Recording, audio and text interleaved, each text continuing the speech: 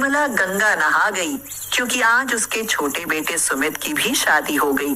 सुमित के पैर में बचपन में ही पोलियो मार गया, इसीलिए उसका एक पैर खराब था।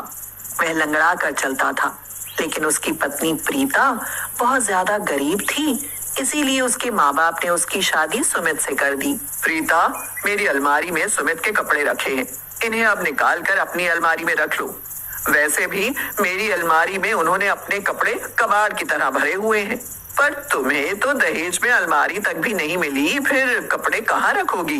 दीदी कोई नहीं, मैं ऐसे ही रख लूंगी। प्रीता सपना की अलमारी से कपड़े निकाल कर ले गई। अगले दिन प्रीता ने अपनी पहली रसोई बनाई।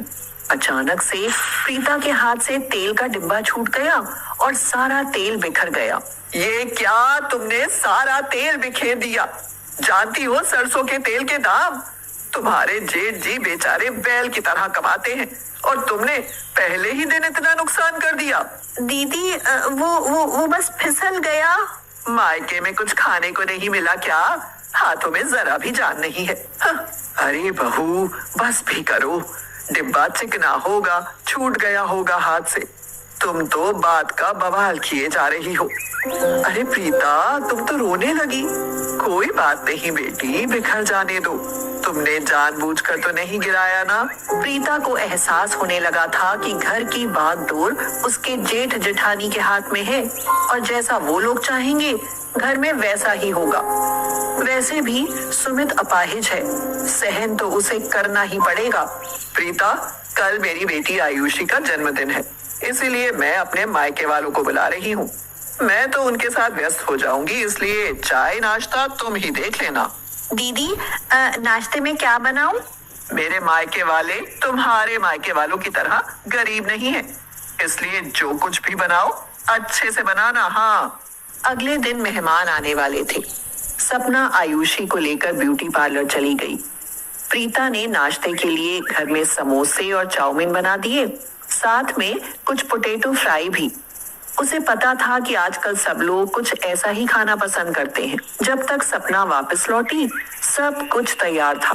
सपना के मायके वाले आ गए तो प्रीता ने जल्दी से चाय बनाकर नाश्ता लगा दिया।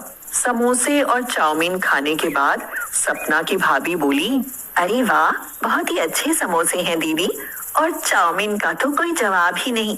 कौन से हलवाई से लाई हो? बड़े ही गजब का हलवाई है तुम्हारे यहाँ का। भाभी, ये सब हलवाई ने नहीं, मेरी देवरानी ने बनाए हैं। मैंने भी उसके हाथ के समोसे और चाउमीन पहली बार खाए हैं। चलो, ये भी अच्छा ही है। आखिर कब तक ये लोग हमारी कमाई पर पलते रहेंगे? हाँ, सुमित तो कभी जिंदगी में कुछ कर नहीं पाएगा। प्रीता ही समोसे बनाकर बेच लिया करेगी। ये कहकर सपना खिलखिलाकर हंस पड़ी, लेकिन प्रीता की आंखों में आंसू आ गए और वह रोती हुई अंदर चली गई। अरे प्रीता, ऐसे रो क्यों रही हो? किसी ने कुछ कहा क्या? आपके घर में आए हुए 6 महीने हो गए। दीदी को मैंने कभी पलटकर जवाब नहीं दिया, लेकिन आज दीदी ने अपने मायके वालों के सामने मेरी और आपकी बेइज्जती कर दी। आप कुछ नहीं कमाते, हम लोग उनकी ही कमाई पर पल रहे हैं। ये क्या कह रही हो प्रीता? सब जानते हैं कि मेरा पैर खराब है, मैं कुछ नहीं कर सकता।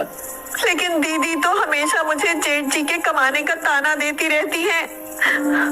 सुमित को ये बात बर्दाश्त नहीं हुई और वह सपना के पास जा पहुंचा और बोला, भाभी, ये सब क्या है? तुम प्रीता को सबके सामने ऐसे कैसे कह सकती हो? देखा आप सब लोगों ने प्रीता किस तरह सुमित को उकसाती है। वो इस घर में सुख शांति कभी नहीं रहने देगी। इससे अच्छा तो यही है कि मैं ये घर छोड़कर चली जाऊं। सुनते हो जी? कहाँ हो? चलो यहाँ से। इस घर में तो मेरी कोई इज्जत ही नहीं है। मेरे मायके वालों के सामने इतना तमाशा कि देवर जी मुझसे तेज आवाज में बात करे, मैं कभी बर्दाश्त नहीं करूंगी। चल बेटी आयुषी, अब कोई जन्मदिन नहीं मनेगा। अरे बहू, ये क्या कह रही हो? ये कोई घर छोड़ने वाली बात है? माँ जी, आप भी उन्हीं की तरफदारी करोगी? मुझे नहीं रहना यहाँ। चलो आयुषी। प्रीता बहुत देर तक सारा ड्रामा देखती रही और अंत में बोली, दीदी बस करो, आपके पति कमाते हैं और आप घर को मेंटेन करती हैं, तो बेकार तो हम लोग हुए। इसलिए घर से हम ही चले जाते हैं। सपना यही तो चाहती थी। सुमित भी प्रीता की बात से सहमत हो गया और वो दोनों घर से चले गए। कितनी अभागी थी प्रीता, जो गरीबी के कारण उसे एक अपाहिज लड़के से शादी करनी पड़ी। पति को पत्नी का बोझ उठाना चाहिए, लेकिन आज प्रीता को पति का बोझ उठाने के लिए मजबूर होना पड़ रहा था। अपने अपाहिज पति को लेकर वह दर बदर भटकती रही। अंत में उसे एक होटल में बर्तन धोने का काम मिला। तुम यहीं बाहर बैठे रहो सुमित, मैं मालिक का काम निपटा कर आती हूँ। अरे मुझे ऐसे क्यों देख रहे हो? और तुम्हारी आंखों में आंसू? मुझे जहर दे दो प्रीता, मैं ऐसी जिंदगी नहीं जी पाऊंगा। मेरे होते हुए तुम किसी के झूठे बर्तन मांजो, ये मुझसे बर्दाश्त नहीं होगा। बस कुछ दिन की बात है, कुछ पैसे जमा होते ही हम लोग कोई और काम शुरू कर देंगे, लेकिन तब तक पेट भरने के लिए तो पैसे चाहिए ना सुमित। सुमित के पास सब कुछ चुपचाप देखने के अलावा और कोई रास्ता नहीं था। प्रीता होटल में बर्तन मांजने लगी। इस काम से उसे यहाँ से पैसे मिलते थे, साथ में भर पेट खाना भी मिल जाता था। रात को वो दोनों वहीं होटल के ही बाहर सो जाते थे। अब प्रीता आसपास के घरों में भी झाड़ू पोछा और बर्तन मांजने का काम करने लगी। 1 साल बाद एक दिन प्रीता ने कहा, सुमित सुनो, अब मेरे पास इतने पैसे जमा हो गए हैं कि मैं कोई अपना काम शुरू कर सकूं। अपना क्या काम करोगी प्रीता?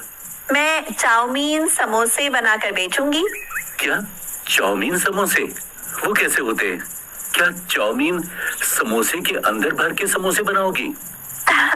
अरे नहीं, मैंने तो चाउमीन और समोसे 2 अलग चीजें बताई थी, लेकिन इन्हें एक कर दूं तो ये विचार भी बुरा नहीं है। मैं आज ही सामान खरीद कर लाती हूँ और समोसे चाउमीन का अपना ठेला तैयार करती हूँ।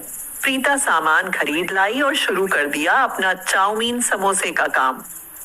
चाउमीन समोसा, जो भी सुनता चौंक जाता कि क्या नई नई चीजें बाजार में आ रही हैं। बच्चे भी चाउमीन का नाम सुनते ही समोसों की तरफ को दौड़ पड़ते। आइए आइए, चाउमीन समोसा खाइए, बड़ी नई चीज है भैया, अपने घर भी ले जाइए। उसकी आवाज सुनकर ग्राहक खिंचे चले आने लगे। समोसे बनाने में तो वह पहले ही माहिर थी। फिर उसका वक्त बदलने लगा और वह चाउमीन समोसे वाली बन गई। 3 साल बाद। सुमित, अब हमारे पास घर, मकान, पैसा सब कुछ है। चलो घर चलते हैं, एक बार सबसे मिलकर आते हैं। मन तो मेरा भी है, मगर मैं डर के मारे तुमसे कह नहीं पाया। चलो अभी चलते हैं।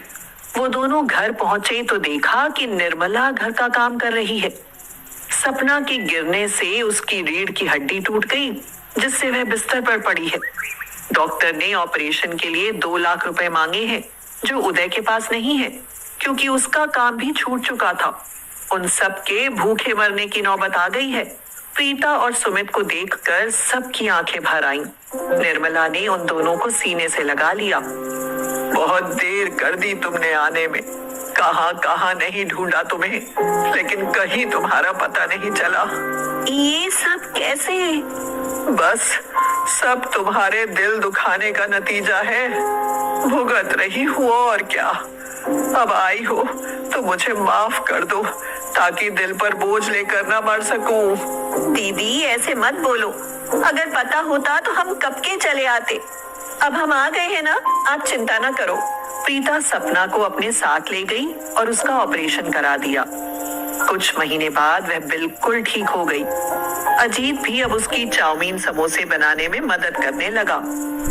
आखिर गरीबी ने अमीरी का घमंड तोड़ ही दिया।